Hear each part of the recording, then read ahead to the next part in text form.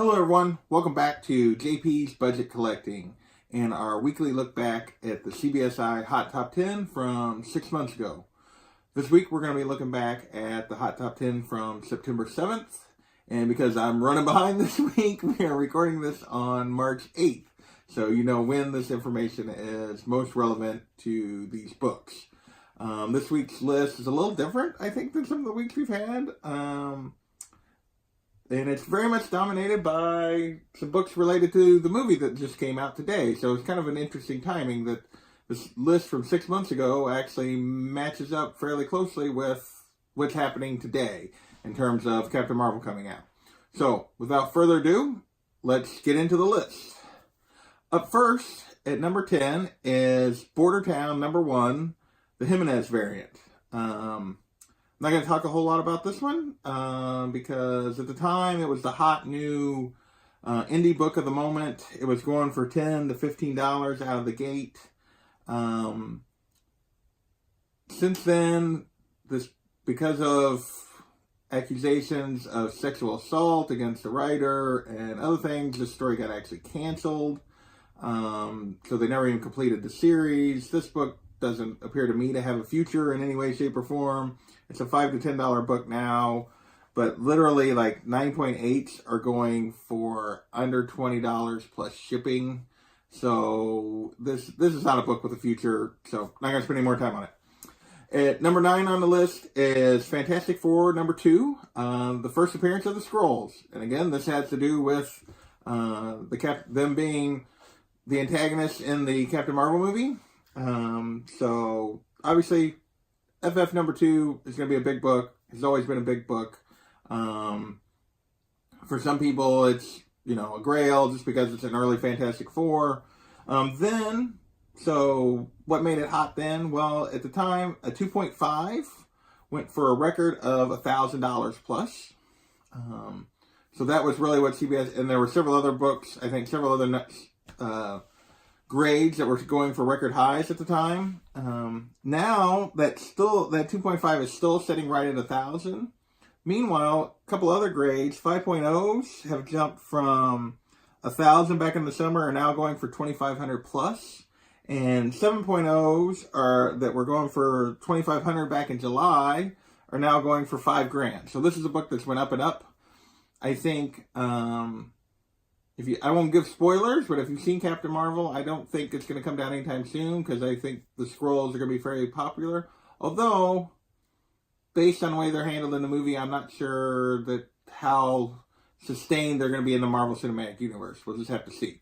So, FF number 2, a good book no matter what. So, with that, let's move on to number 8 on the list. Number 8 on the list is A Walk Through Hell, number 1, the black and white variant.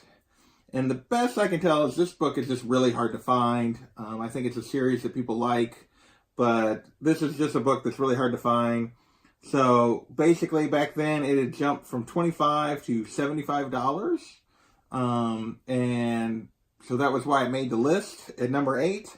Now it's basically going for that, the only 2 recent sales I could find in the last 3 months on eBay went for $55 and $75, so it's still kind of in that same range. There's only like one listed raw copy right now on eBay, and they're asking $55 for it plus shipping. And then there's the only slab copy is a 9.6 that they're asking $200 for. The thing you do want to watch out for is this cover is also on a Halloween Comic Fest version of this book. It's the same cover except for it just says Halloween Comic Fest. So I don't know. I would think that book would be out there. I don't know that it'll ever hurt this book, but this book is pretty rare in the non-Halloween Comic Fest version. At number 7 on the list, we have Rick and Morty versus Dungeons and Dragons, number 1, the foil cover. I'll be perfectly honest. I've watched Rick and Morty. I don't get the obsession with it, but people like it. Therefore, it maintains and carries some value. Back then, this book was going for $60 to $70, pretty much right out of the gate. And because this was a ratio, but I couldn't find what the ratio was. So I'm not sure exactly what the ratio was on this one. But it was going for $50 to $70 or $60 to $70 then. Now it's still basically going for $50 to $70. So basically that same exact range.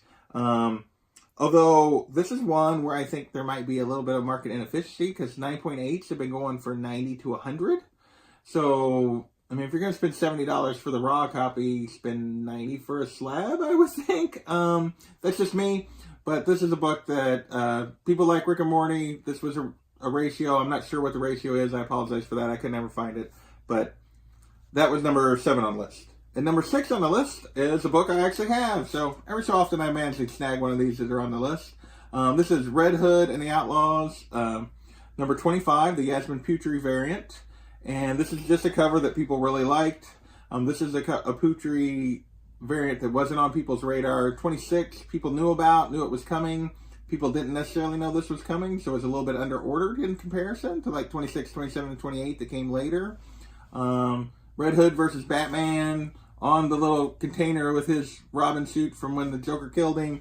So, just a cover that people like. Back then, it was going for $15 to $20, basically right out of the gate. It's still going for that $15 to $20 range. It really hasn't changed much. At one point in the fall, it got up to where it was going for $20, $25, almost $30, but it's kind of settled back right in that $15 to $20 range. 2 recent 9.8s that were sold went for $90 and $125 respectively. So there's not very many of these slabbed yet, but this is a book that I think people just really like this cover. I think it's going to keep some value. The $15 to $20 range seems about right. Not too crazy for a new modern book, but a cool cover there's out there, but they're not super abundant. So something I think will probably be in that range for a long time. At number 5 on the list, we have What If, number 105. And this is, of course, the first appearance of Spider-Girl or Mayday Parker. The first time we see like a what if their child had survived. She is actually, at the time, was making an appearance in the Spider-Geddon crossover event. Plus, there was, just all these Spider characters seem to be getting bumps at different times during last fall in the lead up to Spider-Verse, whether they were in the movie or not. But this was part of the Spider-Geddon stuff. Back then, they had talked about in early 2018, this book had actually dipped. It had dropped down to like a $200 book for 9.8s, and Raws were going for around 50. Raws were going for around 30. Couldn't read my own writing for a second. But then back in early September, it had jumped back up to a $300+ book for 9.8 and 60 plus for Raws. Since then, it's basically settled in those ranges. Raws are still going for $60 to $100 depending on condition. 9.8s are actually up to $400, although there's been a couple of like most of the last 10 sales or so of 9.8s have been around $400, but there's been like 3 in that period that went for around $300. So occasionally you can find it for a little lower, but this is a book that is very popular. These what ifs seem to have quite a following for some of them at least. And this is one that does. It's a really cool book, hard to get with that white cover in high condition. I think this is a book that's got long-term value just because people love it. So, and number 4 on the list is Unnatural number 3. And apparently people love pig boobs. That's all I know. This is the Uncensored Comic Book Defense League Fund, or Comic Book League Defense Fund, uncensored version. And basically right out of the box, it was going for $10 to $15 at release.